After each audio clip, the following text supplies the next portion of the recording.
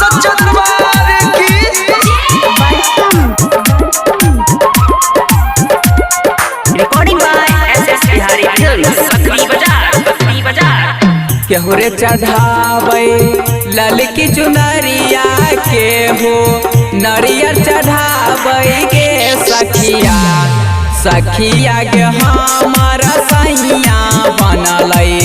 बेईमाना नामी में नहीं आवे गे सखिया सखिया के हमारा सैया बनल बेईमाना नामी में नहीं आवे गे सखिया। Recording by SS Bihari films बकरी बाजार सच्चा दरबार की डीजे सनी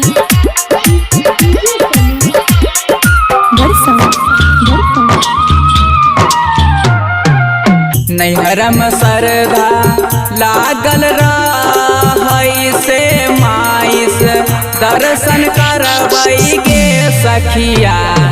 सखिया के माटी में मिलल कई सारा सपना नामी में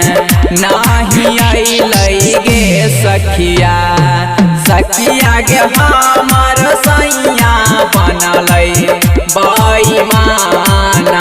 नामी में नहीं अइलै गे सखिया। Recording by SS Bihari films बकरी बाजार सच्चा दरबार की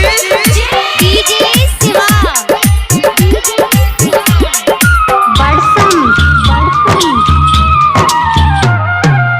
घरबा में छई प्रेमचंद देवर से हो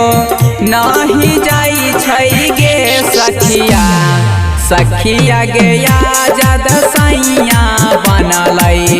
बेईमाना नामी में नहीं आवे गे सखिया